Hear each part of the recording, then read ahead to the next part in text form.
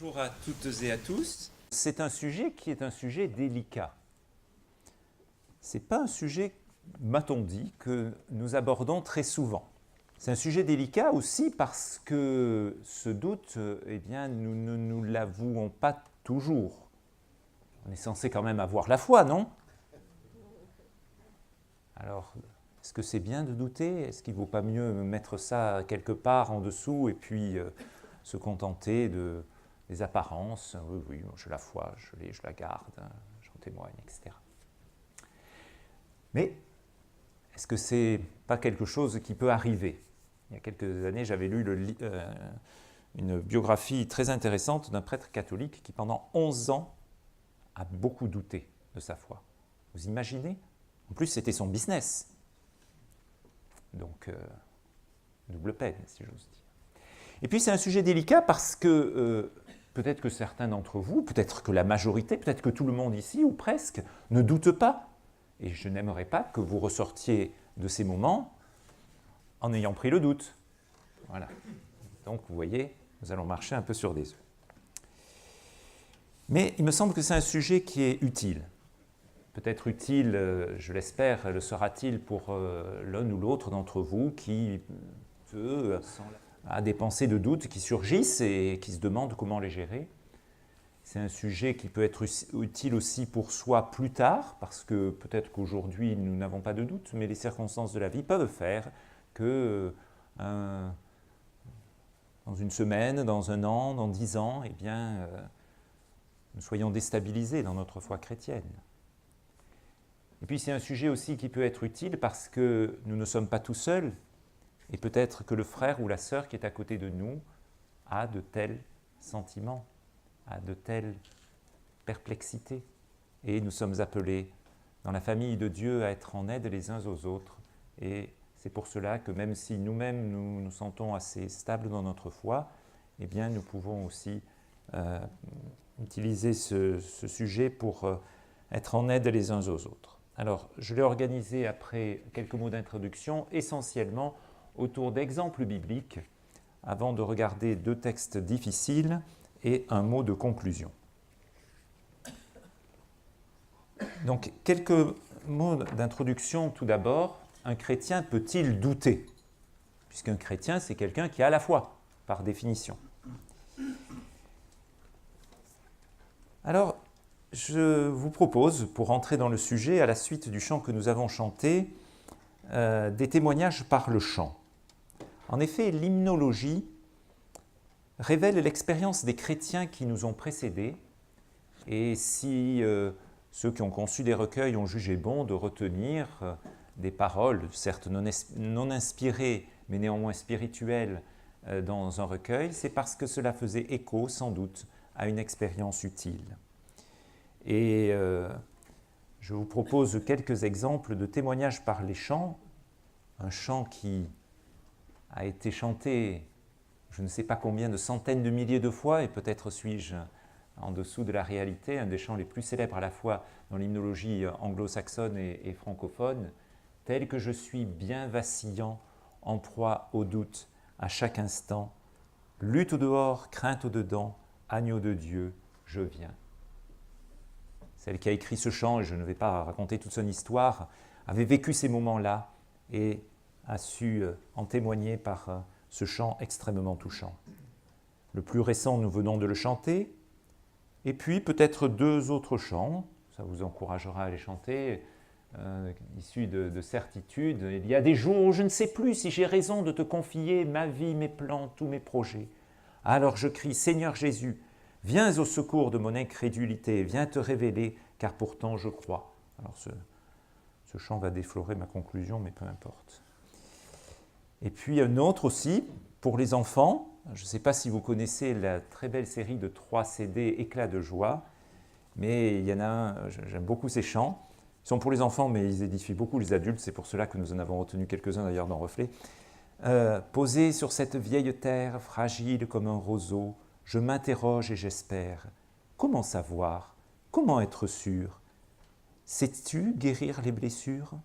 Es-tu vraiment notre Père, comme le dit la prière? Alors, c'est la première strophe, il y en a 2 autres, je vous invite à les découvrir par vous-même. Donc, un chrétien peut-il douter? Apparemment oui, puisque même nos chants s'en font l'écho. Alors pourquoi doutons-nous? Eh bien, il me semble que d'abord, nous doutons parce que la foi est un sujet important. Si c'est des sujets qui n'ont pas de conséquences dans nos vies, on peut croire ça, on peut ne pas le croire, après tout, peu importe. Tandis que là, est-ce que j'ai bien fait de te confier ma vie et mes projets? Est-ce que ce sur quoi j'ai bâti ma vie, est-ce que c'est bien stable? Alors effectivement, nous comprenons que ce soit un sujet très important et qu'il soit nécessaire de pondérer cette décision que nous avons prise de nous confier à Dieu. Alors ensuite, pourquoi doutons-nous? Eh bien parce qu'on peut avoir un tempérament à douter. Nous avons tous été créés avec des profils psychologiques différents, et grâce en soit rendue à Dieu, parce que sinon ce ne serait pas drôle.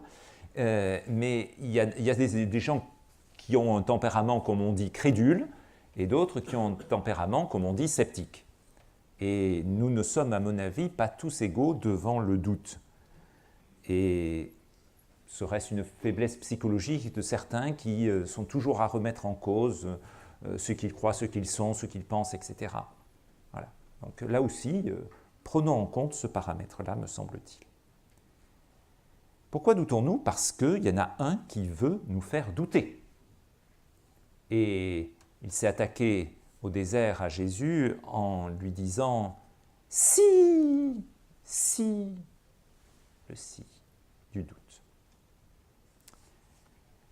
Pourquoi doutons-nous aussi? Parce que nous n'avons peut-être pas de solides principes bibliques. Nous y reviendrons plusieurs fois, mais il me semble que c'est un point fondamental. Il est question de ceux qui sont ballottés ça et là, vous savez. Et donc la question que nous pouvons nous poser, c'est quelle est ma vision de Dieu à travers l'Écriture? Et puis pourquoi doutons-nous, me semble-t-il, parfois parce que ça nous permet d'éviter d'obéir à Dieu. Ah oui, le « je ne sais pas » déguise en fait un « je ne veux pas ». Et douter finalement permet de mettre à distance des commandements qui nous sont peut-être un peu désagréables dans notre vie au quotidien. Et puis, il me semble que c'est l'esprit du moment, parce que ça fait bien de douter. Nous sommes dans une génération qui récuse les absolus. Il y a quelques années, nous étions abonnés à une revue qui a fusionné dans Christianisme aujourd'hui, qui s'appelait Certitude. Je ne sais pas si ça dit quelque chose à certains. Et au début des années 2000, il y avait eu une polémique sympathique, mais quand même, certains lecteurs écrivant à cette revue disant qu'il fallait changer son titre, parce que c'était prétentieux d'intituler une revue chrétienne « Certitude ». Vous voyez? Avoir des certitudes aujourd'hui, c'est être intolérant. Et l'intolérance est le péché suprême. Donc, il y a aujourd'hui une prime au relativisme, à la distanciation, à la posture plus ou moins agnostique, plus ou moins sceptique, etc. Et donc, pour ces raisons, et là vous en avez 6, nous aurions pu en rajouter d'autres, il n'est pas incongru que nous soyons amenés à douter, pour de bonnes comme pour de mauvaises raisons d'ailleurs. Alors, qu'est-ce que je vais faire pour essayer d'aborder ce sujet? Eh bien, je ne vais pas faire une approche apologétique essayant de démontrer que Dieu existe, etc., etc. Je vais plutôt essayer d'aborder ce sujet par rapport aux constituants de la foi. Alors, qu'est-ce que le doute? On pourrait dire que le doute s'oppose à la foi. Souvent, quand on veut définir une notion, on prend l'antonyme. Et le doute est le contraire de la foi. Il me semble que nous pouvons le préciser en disant que c'est une attaque sur une des 3 faces de la foi qui sauve. Notre foi, pour être solide, dans la Bible, j'aime souvent parler de trépied. Pourquoi? Parce qu'un tabouret à 3 pieds est stable. Il y a souvent des éléments ternaires dans la Bible. Peut-être est-ce lié à la nature de notre Dieu, Père, Fils et Saint-Esprit, je ne sais. Mais en tout cas, pour que la foi soit vraiment chrétienne, il y a un élément lié à l'intelligence, un élément lié aux émotions et un élément lié à la volonté. Donc l'intelligence, c'est la bonne compréhension de la doctrine chrétienne. C'est l'aspect plutôt rationnel que nous avons. Les émotions, c'est plutôt l'aspect sentimental, et la volonté, c'est plutôt l'aspect volitif de décision. Et il me semble qu'aujourd'hui, les attaques se font sur ces trois plans-là. Les attaques intellectuelles, c'est donc cette remise en cause de la logique de la foi, cette suspicion, et c'est moi ça je ne peux pas le croire. Peut-être était-ce le biais sous lequel le doute s'instillait le plus facilement il y a quelques années. Il me semble qu'aujourd'hui, le doute s'instille surtout à travers l'émotion. Je suis désolé, mais moi je ne sens pas que Dieu est là, je ne sens pas que je suis sauvé, je ne sens pas que l'Esprit agit par moi, je ne sens pas. Voilà. Et oui, on veut faire une expérience sentimentale. Et peut-être aussi que notre arrière-plan piétiste, qui ouvrait aussi cette porte à l'émotion, eh bien, nous rend un peu susceptibles sur ce plan-là. Mais il y a aussi l'élément de décision et finalement, comme je le disais, on reste sur le bord, on ne se décide pas.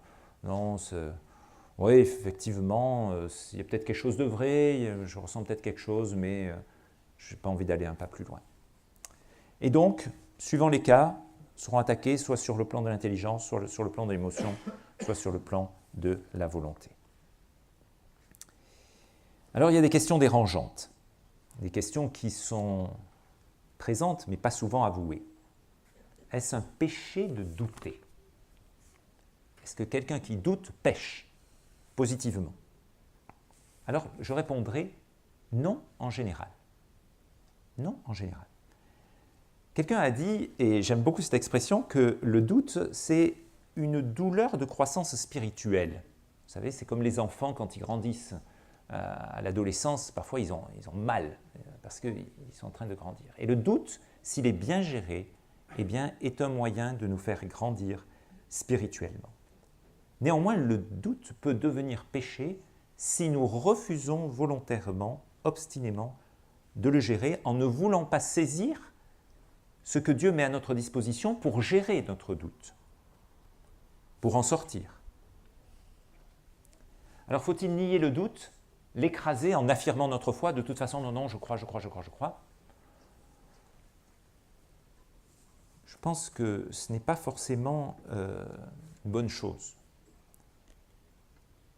Quelque part, de douter nous remet à notre place d'homme. Parce que si je n'ai que des certitudes absolues et béton, quelque part, je me prends pour Dieu. Ma finitude, le fait que je faillisse, le fait que je sois faible, nécessairement doit m'amener à me questionner par rapport à ce que je suis, ce que je pense. Ben oui, parce que je n'ai pas toute la connaissance, parce que je n'ai pas toute la puissance, etc. Donc, dans ce sens-là, de douter est cohérent et fait écho à notre humanité. Et puis c'est une preuve d'intelligence, je trouve, parce que celui qui ne doute jamais fait preuve d'orgueil. Les certitudes ne peuvent venir seulement que quelqu'un d'absolu. Dieu, lui, ne doute jamais par définition. Alors le doute peut-il être utile? Oui, comme je disais, si nous arrivons à le surmonter. Et alors, est-ce qu'il vous arrive de douter? Et de quoi? Eh bien, j'espère que les exemples bibliques que nous allons regarder dans un instant pourront nous être utiles pour essayer de cerner différents domaines ou différentes circonstances dans lesquelles il nous est amené à douter et pour en sortir. Alors, ces exemples bibliques, je vais vous les présenter de cette manière-là. Donc, nous allons, à travers 7 exemples, 4 de l'Ancien Testament, 3 du Nouveau Testament, regarder successivement d'où vient ce doute, comment il se montre très concrètement, comment en sortir, et quel bénéfice finalement peut-on tirer de cette phase de doute, comment il y a pu avoir cette croissance spirituelle, ou il peut y avoir cette croissance spirituelle. Volontairement, j'ai mis juste une image pour essayer de concentrer sur le propos. Et le premier doute auquel j'aimerais faire allusion, c'est le doute sur la parole de Dieu tel que nous le trouvons en Genèse chapitre 3. Est-il la peine de relire ce chapitre bien connu, mais juste cette expression, le serpent, plus rusé qu'aucun animal des champs que l'Éternel Dieu avait fait, il dit à la femme, « Quoi ? Dieu a dit, vous ne mangerez pas de tout arbre du jardin ?» Alors la femme dit, nous mangeons des fruits des arbres du jardin, mais des fruits de l'arbre qui est au milieu du jardin, Dieu a dit, vous n'en mangerez point, et vous n'y toucherez point de peur que vous mouriez. Et le serpent dit à la femme, vous ne mourrez point certainement, car Dieu sait qu'au jour où vous en mangerez, vos yeux seront ouverts et vous serez comme Dieu, connaissant le bien et le mal. Alors d'où vient ce doute sur la parole de Dieu ? Fondamentalement, il vient de ce que nous imaginons autre chose sur Dieu que ce qu'il nous révèle de lui-même. Et on a souvent mis en exergue le petit ajout que fait Ève, vous ne le toucherez pas, qui ne figurait pas dans l'interdiction initiale de Genèse 2. Alors ce doute sur la parole de Dieu, quelque part nous baignons dedans. Aujourd'hui, il est de bon ton de remettre en cause la parole de Dieu, son inspiration, etc., sa véracité, son historicité, tout ça. Et il faut bien dire que le diable qui a susurré à Ève, a susurré à des gens qui étaient chrétiens, même professeurs de théologie, etc. Et depuis Schleiermacher et d'autres encore, ce doute sur la parole de Dieu s'est instillé de façon malheureusement si profonde dans tant de domaines chrétiens et de ce fait justifiant pour les non-chrétiens la remise en cause de ce que Dieu dit dans sa parole. Ce doute aussi, finalement, sur la parole de Dieu, c'est parce que nous mettons par orgueil notre esprit au-dessus de ce qu'est la parole. Nous jugeons la parole et de nous laisser juger par elle. Nous avons finalement le sentiment de mieux savoir que Dieu ce qui est bon pour nous. C'est ce que le diable suggère à Ève. Mais Dieu sait bien que, en fait, il vous prive, il vous frustre de ce qui serait si bon pour vous, puisque il vous empêche de manger de ce qui éclairerait vos yeux. Donc, je suis persuadé pour ma part que ce doute sur la parole de Dieu, c'est une action directe du diable qui remet en cause ce que Dieu a dit. D'où l'importance de bien commencer par ce sujet. C'est pour cela, non seulement parce que c'est un des premiers livres de la parole de Dieu, mais aussi que j'ai commencé par ce doute sur la parole de Dieu, parce que si nous ne sommes pas solides sur ce point-là, le fondement risque de s'ébranler. Vous savez, il y a toujours des grands débats quand on rédige une théologie systématique. Faut-il commencer par Dieu ou faut-il commencer par la théologie propre ou par la bibliologie ? Pour ma part, je pense qu'il faut commencer par la Bible puisque c'est elle qui nous permet de savoir ce qu'est Dieu. C'est la révélation qu'il nous donne de lui-même. Alors comment se montre ce doute ? Donc mon deuxième point ici, comment se montre-t-il ? Eh bien, il n'y a plus de fondement solide. Romains 10, 17 nous dit que la foi vient et de ce qu'elle vient de la parole de Dieu. Donc, la foi vient de la parole de Dieu. Donc, s'il n'y a pas la parole de Dieu, eh bien, la foi n'est pas nourrie. Et sinon, donc, j'en suis laissé à mes propres pensées et, bien entendu, gère rapidement. Alors, comment en sortir ? Comment être persuadé que la parole de Dieu est parole de Dieu ? Eh bien, alors là, il y a toutes les preuves, et je ne vais pas me développer ce sujet, ce sera un sujet à part entière, toutes les preuves externes, toutes les preuves internes de la parole de Dieu. Alors, juste, qu'est-ce qui, moi, personnellement, me convainc ? Ce qui me convainc, je dirais qu'il y a deux choses fondamentalement que c'est vraiment parole de Dieu. D'abord, c'est que c'est un livre qui parle vrai. C'est un livre qui parle vrai. Quand on lit la parole de Dieu, on voit des gens comme ils sont, comme nous sommes. Et ça, c'est très frappant par rapport à d'autres livres. Ce n'est pas enjolivé. Je veux dire, vous auriez été juif et vous auriez eu comme ancêtre Abraham et vous auriez été très très fiers d'être les enfants d'Abraham. Vous auriez enjolivé l'histoire. Ben non, Abraham, il est là avec tous ses problèmes. Donc c'est un livre qui parle vrai et qui touche aussi, il y a des paroles incisives qui nous disent « Ah ben oui, ça effectivement, c'est ce que nous vivons, c'est vraiment cohérent avec notre humanité. » Donc ça c'est vraiment, moi je trouve que c'est un élément qui me frappe. Et le deuxième élément qui me frappe, c'est la cohérence. Entre le premier écrit et le dernier, il y a eu peut-être 1700 ans, et 40 auteurs, que sais-je, mais une cohérence de messages, chacun ayant son angle, mais finalement, parce que elles sont d'un seul pasteur, comme le dit cette magnifique expression de la fin de l'Ecclésiaste. Elles viennent d'un seul pasteur. Donc, la parole de Dieu, on est persuadé en la lisant qu'elle est parole de Dieu et ses preuves internes comme ses preuves externes, sa transmission, etc., peuvent nous persuader. Et puis il y a un autre élément, il y a un troisième élément, moi aussi, qui me permet de sortir de ce doute, c'est l'action de la parole de Dieu. Comment elle a transformé des vies. Elle a transformé des vies dans le passé, elle transforme des vies autour de nous. Et ça, cette action-là, elle témoigne de ce que je crois est finalement basé sur une parole réelle et forte. Alors, quel est le bénéfice quand on a réussi justement à sortir de ce doute? Eh bien, on est renforcé dans la crédibilité de notre foi par rapport à la parole de Dieu. On redevient ce petit enfant auquel Jésus faisait allusion dans l'Évangile et qui donnait en exemple. Ce petit enfant qui croit. Petit enfant, c'est sa caractéristique. Ah mais la maîtresse a dit, et si la maîtresse a dit, c'est vrai. Papa m'a dit que, voilà. Et alors que nous retrouvions cet état d'esprit de petit enfant pour un bénéfice immense par rapport à ce doute. Le deuxième, c'est Élie ou le doute du découragé. Ah, j'aime bien arriver à cet exemple-là. Pourquoi? Parce qu'on se dit, le doute, c'est pour les petits chrétiens, c'est pour ceux qui galèrent dans leur vie chrétienne. Mais si vous pensez à un géant de la foi, Élie, hein? Ça c'est un géant de la foi. Il était même sur la Sainte Montagne avec Jésus, Moïse et Élie. Et pourtant, nous avons ce si beau chapitre de 1 roi 19. Oh, je ne vais pas le lire en entier, peut-être ici, vous avez eu l'occasion déjà d'avoir des messages sur ce chapitre. Je le résume rapidement. Chapitre 18, Élie a fait quelque chose d'extraordinaire. Il a rassemblé le peuple au Carmel, il a bâti cet autel, il a demandé aux prophètes de Baal d'être les premiers. Puis finalement, bien entendu, rien ne s'est passé. Et lui, le feu est descendu sur l'autel. Il a aussi les 450 prophètes de Baal. Ensuite, il a couru comme un dératé devant le char d'Akab pendant 60 km. Waouh! Et puis au chapitre 19, Jézabel qui a appris ça et que ce prophète sidonien avait été zigouillé, eh bien elle n'est pas contente du tout, elle cherche sa vie. Et Élie prend peur et il s'en va et il s'assied et il est découragé, au point même de dire à Dieu, prends ma vie. Alors d'où vient-il ce doute? D'où vient le doute du découragement? Parfois ça peut venir d'une suractivité. Et c'est vrai que quand on lit le chapitre 18 de Un roi, on se dit, mais Élie, il n'arrête pas.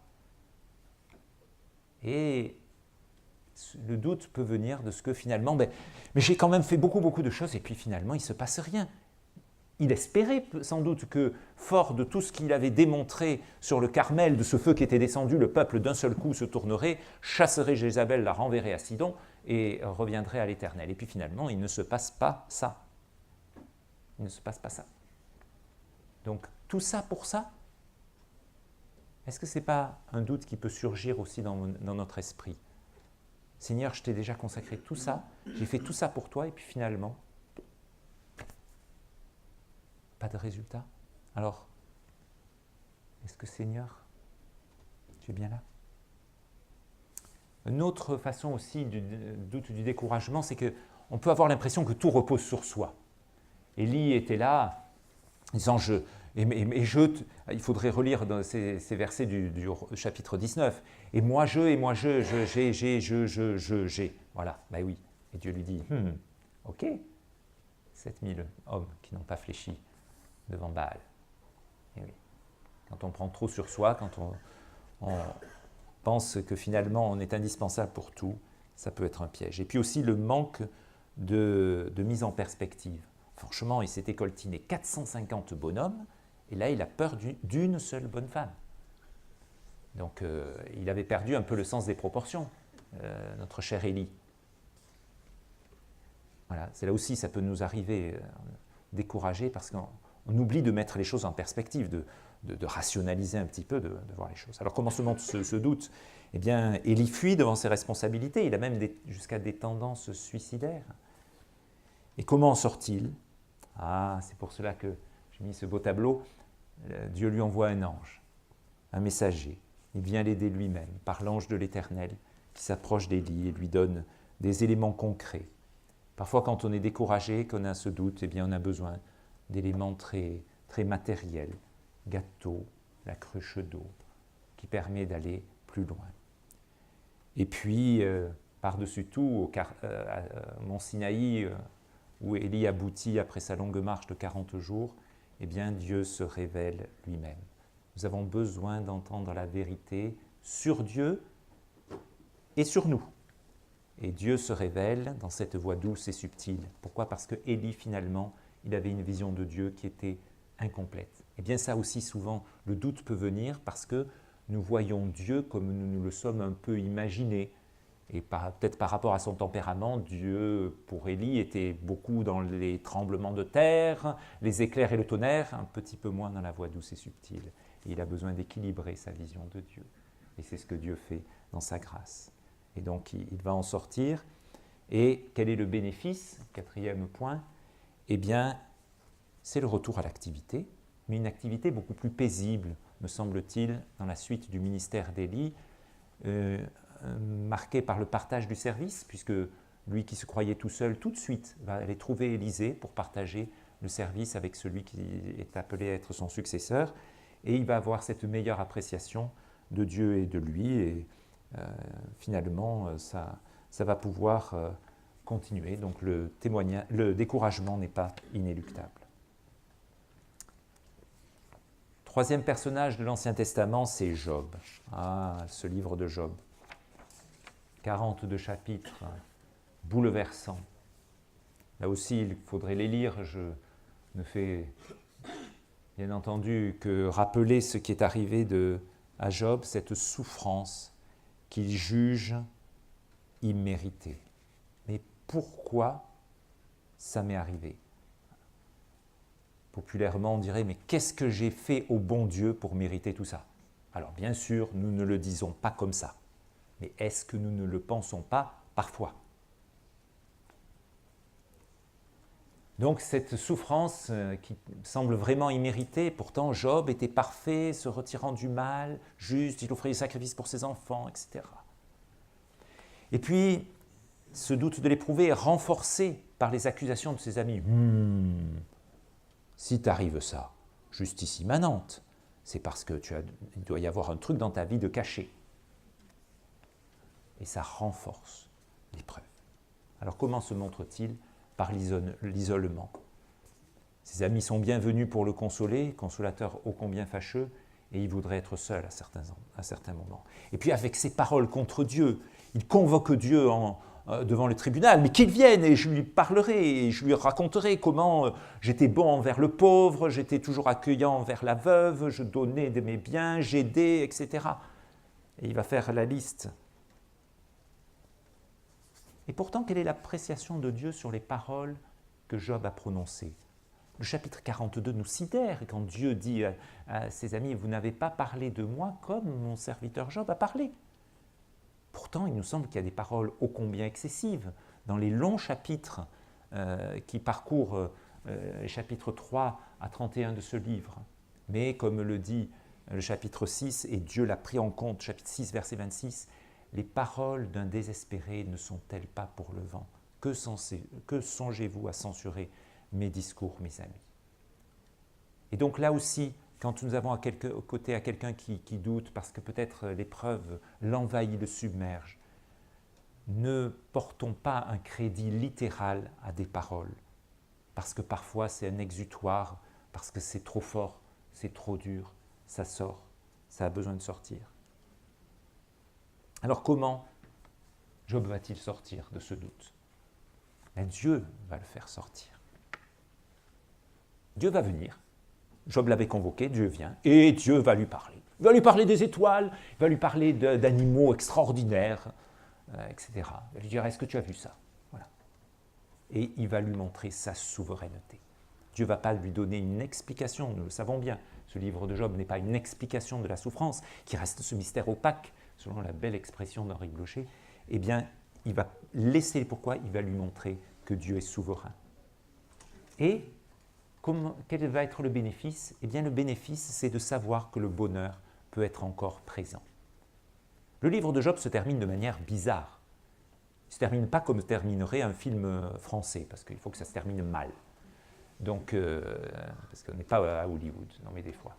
Et donc, ça se termine bien. Trop bien même. Job, il est rétabli, il a de nouveaux enfants, il a de nouveau plein de chameaux, etc. Pourquoi le livre se termine un petit peu, on dirait presque à l'eau de rose, alors que c'était si mal? Parce que Dieu veut nous montrer, par cet exemple de Job, et par la fin qu'il lui donne, que non, tout n'est pas contre nous, et que devant, il y a autre chose.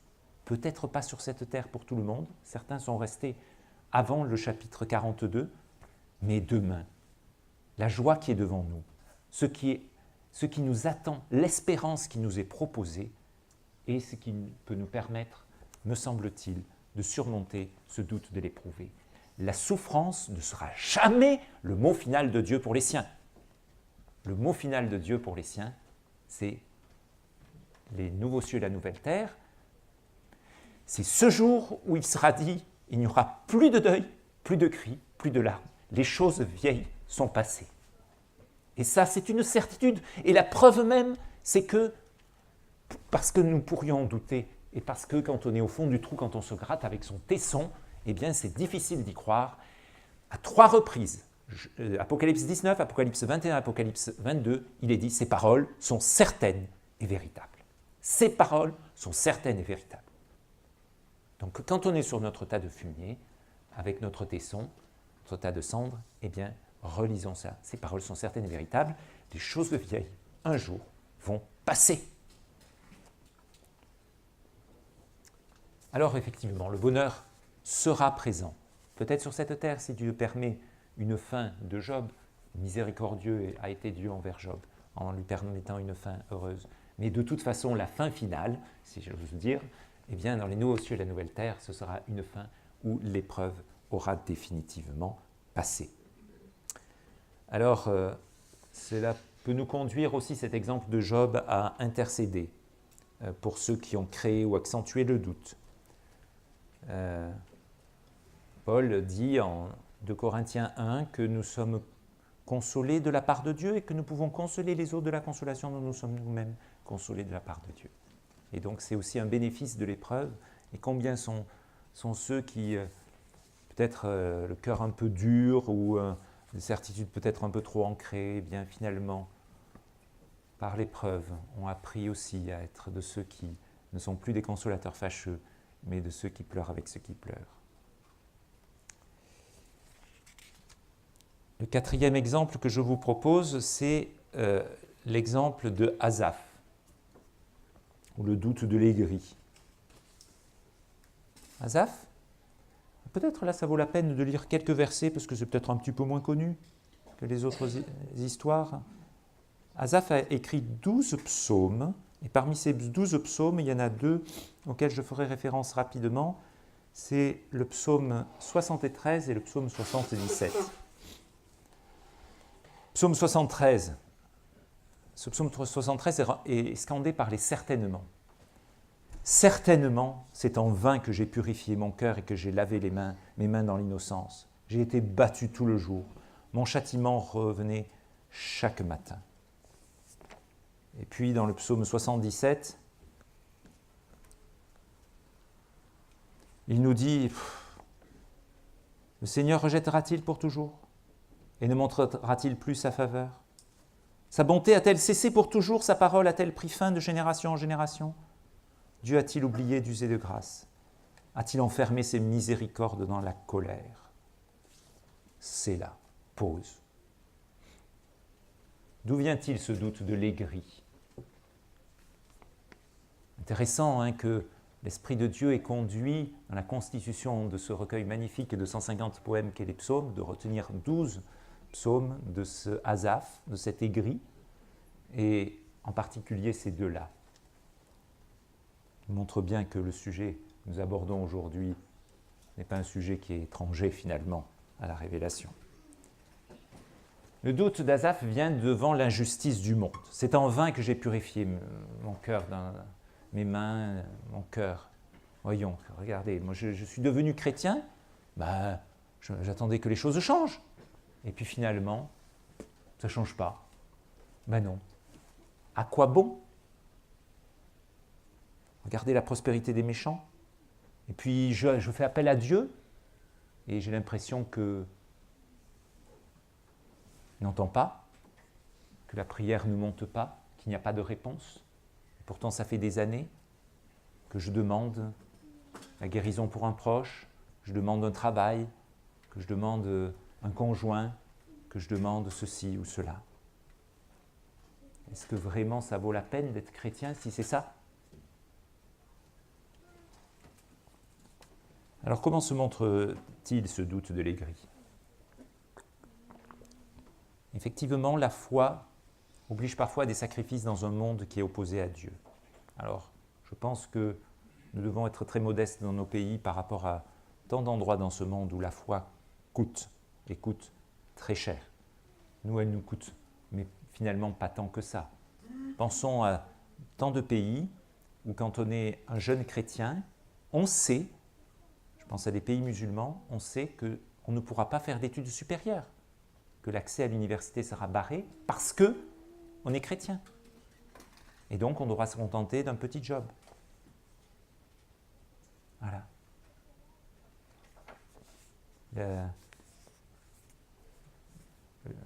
Le petit fascicule trimestriel de la Maison de la Bible, une série justement sur les pays où les chrétiens sont persécutés, qui est intitulée les pays où la foi coûte.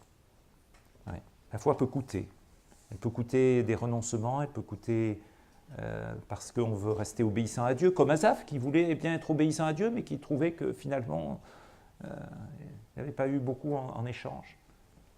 Eh bien, elle peut coûter. Et ça peut poser des multiplicités de questions. Alors, comment sortir de ce doute de l'aigri? Eh bien, il me semble que la première façon d'en sortir, c'est celle qu'Asaph utilise, c'est d'abord, il dit tout à Dieu, il débat le tout. Et ça, c'est très intéressant de lire cela dans les psaumes. Et il me semble que la psychologie nous dira qu'il ne faut pas refouler, qu'il faut laisser sortir, etc. Les psaumes nous en témoignaient déjà bien des siècles auparavant, que c'est important de faire sortir. De toute façon, nous n'apprendrons jamais rien à Dieu. Si j'ai des doutes et que j'en fais part à Dieu, toute chose étant nue et découverte devant celui à qui nous avons affaire, il les connaît déjà très très bien. Mais par contre, de les lui dire, eh bien, est utile. Et c'est un moyen pour que la paix de Dieu puisse descendre en nous. J'aime beaucoup ce verset du psaume 94 qui dit « Dans la multiplicité des pensées qui bouillonnaient au-dedans de moi, tes consolations ont fait les délices de mon âme. » Voilà. Psaume 94, verset 19. Et donc, déjà dire à Dieu ses doutes. Deuxièmement, apprendre aussi de Dieu. Comment Asaph en est-il sorti de son aigreur des versets 13 et 14 du psaume 73? Eh bien, il est rentré dans les sanctuaires de Dieu, il a vu la fin des méchants, il a eu un univers qui s'est élargi. Et on voit comment il est passé de ces pourquoi à et maintenant, et maintenant. Et dans le psaume 77, comment il en sort aussi, après toutes ces interrogations, mais Dieu qui ne répond pas, etc. Il en sort en se rappelant les délivrances du passé. Et il va rappeler, dans la fin de ce psaume, comment Dieu, dans le passé, a délivré son peuple, etc. Et ça aussi, c'est un moyen aussi d'affermir notre foi, de nous dire, ben oui, effectivement, aujourd'hui, je doute, mais Seigneur, tu étais là pour moi. Et puis, se rappeler aussi des délivrances que d'autres ont pu éprouver. Et alors, quel est le bénéfice final, quatrième point, hein? Eh bien, c'est la louange. C'est la louange, et ce psaume 73 se termine de façon magnifique. Mais pour moi, m'approcher de Dieu est mon bien, j'ai mis ma confiance dans le Seigneur l'Éternel pour raconter tous ses faits. Et comment sort-il aussi dans le psaume 77? Eh bien, le chemin continue. Il y a cette voie qui est dans les grandes eaux, mais qui permet d'avancer néanmoins. Et donc, c'est touchant de voir comment le psalmiste peut dire que sa voie est dans la mer, dans les sentiers dans les grandes eaux, mais il conduit son peuple. Et il conduit son peuple de façon sûre, jusque vers la gloire. Comme il le dit au psaume 73, verset 24, « Tu me recevras après la gloire ». Nous passons maintenant au Nouveau Testament, avec 3 autres personnages, là aussi, des géants de la foi. Jean-Baptiste. Jean-Baptiste est dans la prison. Hérode l'a arrêté. Et ça fait des mois qu'il est en prison. Et ça fait des mois qu'il se dit, ce serait quand même bien qu'il se passe quelque chose. Il est dans une situation difficile, personnelle. Il est emprisonné. Et puis, il ne se passe rien. Jésus, lui, il était le héros, celui qui venait au-devant qui préparait la voie pour le Seigneur. Ésaïe 40, vous savez, aplanissez les sentiers, la voix qui crie dans le désert. Mais oui, parce que le Seigneur vient, voici ton Dieu vient. Oui, il était venu, voici l'agneau de Dieu qui ôte le péché du monde. Et puis, les choses ne changeaient pas, il y avait toujours Hérode, il était toujours en prison, etc. Ça fait un peu écho à ce que les disciples d'Emmaüs disaient à ce voyageur mystérieux qui s'est joint à eux. Nous espérions qu'il était celui qui devait délivrer Israël. Nous espérions. Parfois, nous sommes déçus de Dieu. Nous espérions qu'il allait faire cela. Nous espérions.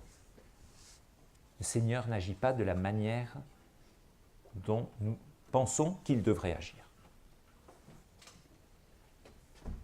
Alors, comment se montre ce doute ? Eh bien, ce doute se montre par le découragement. On pense qu'on est emprisonné dans ses pensées, peut-être, pas physiquement, mais peut-être dans ses pensées. Peut-être on pense que le service est fini. Voilà, pensez à Jean-Baptiste. Ben oui, il fallait que lui diminue pour que Jésus croisse, mais enfin, il aurait peut-être bien aimé participer un petit peu à l'instauration de ce royaume de Dieu.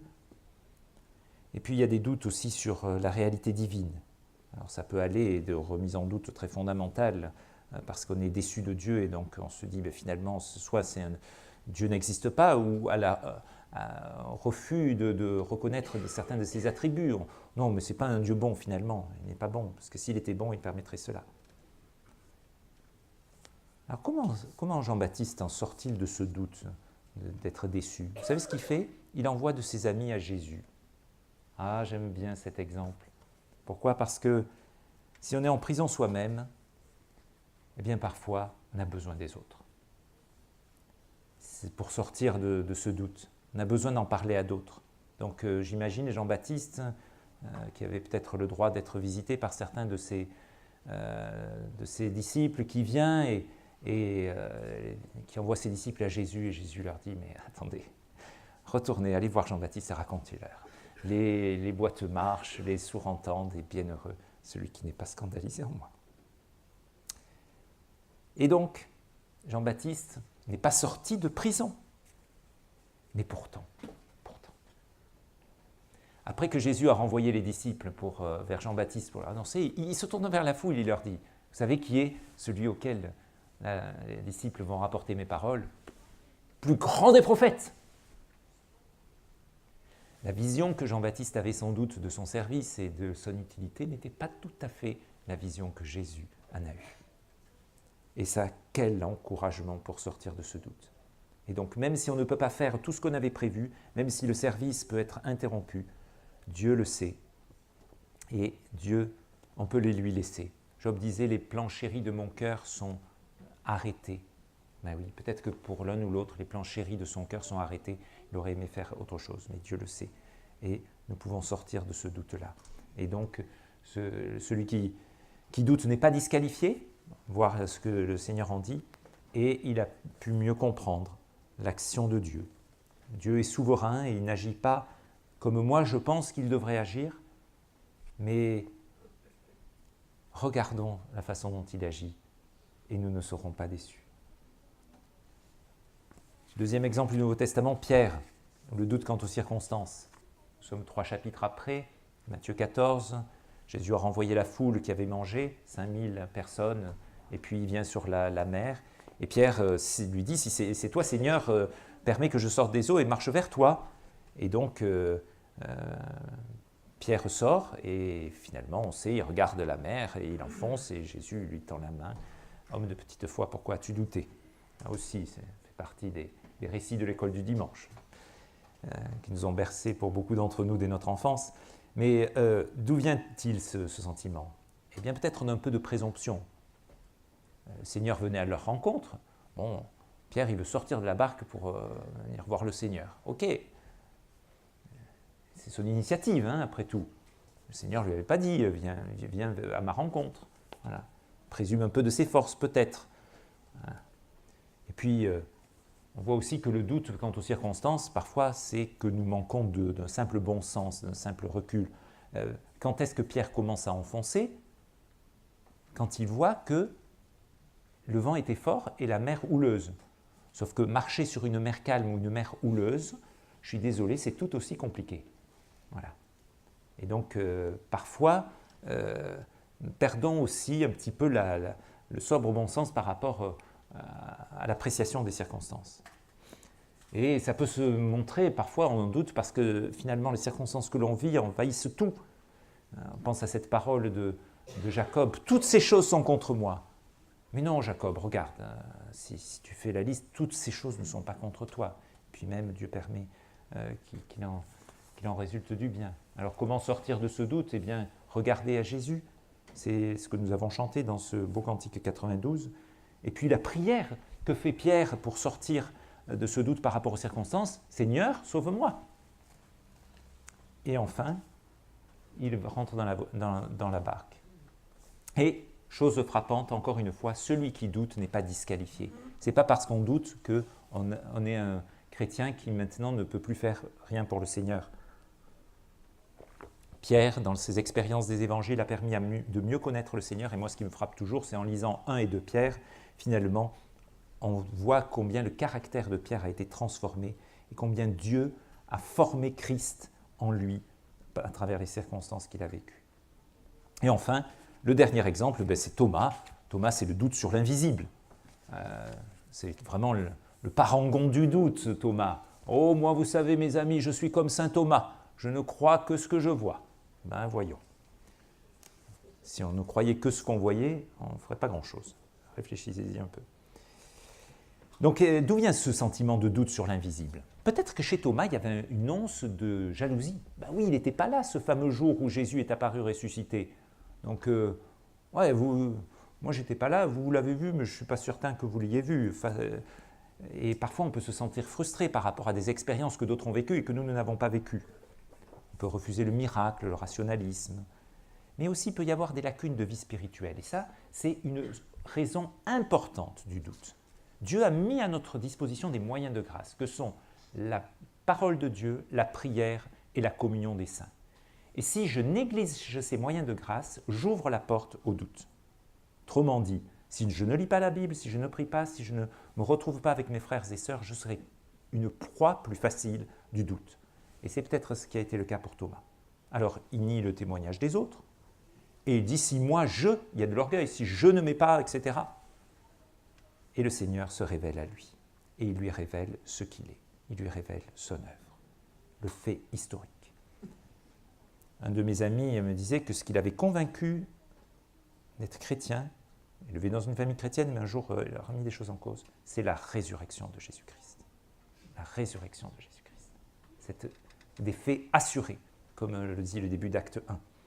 Et là, nous pouvons bâtir là-dessus. Et quel est le bénéfice pour Thomas, cette parole extraordinaire? Mon Seigneur et mon Dieu. Une des plus belles exclamations de tout le Nouveau Testament.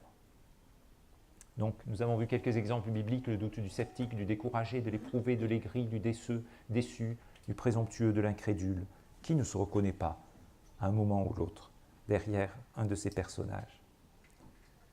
Alors, il y a 2 textes difficiles, je ne vais pas en dire grand-chose, mais ici, il y a ces 2 textes de Jacques 1 et de Marc 11 qu'on pourrait me renvoyer en me disant, mais tu dis que le doute finalement c'est pas si mal que ça, qu'on peut en sortir, même en tirer des bénéfices, mais que fais-tu de Jacques 1 verset 5 celui qui doute est semblable au flot de la mer, agité par le vent, poussé de côté et d'autre, qu'un tel homme ne s'imagine pas qu'il recevra quelque chose du Seigneur, c'est un irrésolu, inconstant dans toutes ses voies. Ouh là là, le doute est-il si négatif? Alors là aussi, vous savez, texte sans contexte n'est que prétexte. Eh bien, il faut lire l'ensemble la péricope de Jacques 1, versets 2 à 12. L'épreuve. Regardez comme sujet de joie complète les diverses épreuves. Bienheureux l'homme qui supporte patiemment l'épreuve.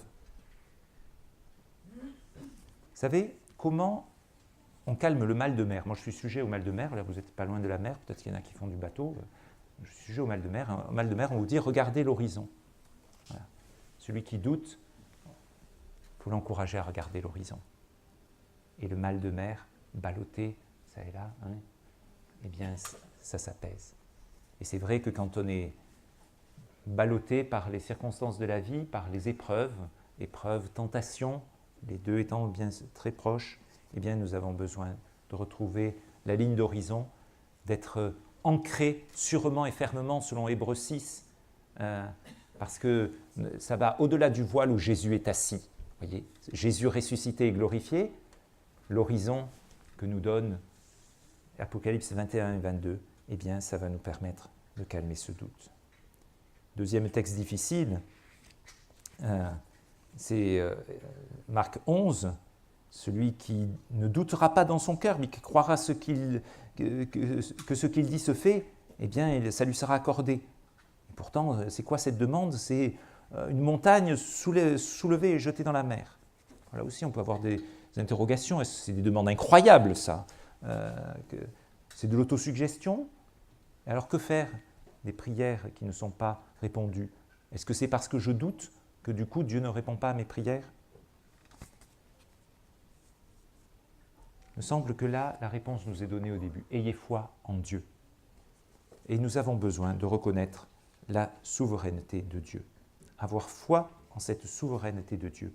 Alors parfois, la montagne va être déplacée. D'autres fois, une écharde va être laissée. Pourtant, est-ce que Paul doutait? Il semble assez solide dans sa foi, hein, notre cher apôtre. Pourtant, il a prié 3 fois. Et ça ne lui a pas été accordé. Tout ça pour dire que ces paroles-là, notre foi en Dieu doit être la foi d'abord et avant tout dans la souveraineté de Dieu. Notre foi, il y a une personne et il y a des montagnes diverses. Certaines se déplaceront, d'autres pas, mais notre Dieu reste le même. Et alors, en conclusion, j'aimerais vous proposer ces 2 aspects, gérer son doute, affermir sa foi. Gérer son doute, c'est le premier pas vers la solution. La première étape, c'est de se l'avouer, de ne pas faire comme si de rien n'était. On a des exemples de personnes qui ont gardé pour eux des doutes qu'ils avaient, qui grandissaient, et de ne pas en parler finalement a permis à ces doutes de germer, de prospérer. Tandis que c'est l'avouer à Dieu, l'avouer aux autres, eh bien finalement c'est déjà le premier moyen de gérer son doute. Et puis ne pas s'y complaire, parce que ça peut devenir malsain. On peut finalement s'asseoir dans son doute et rester dans son marasme.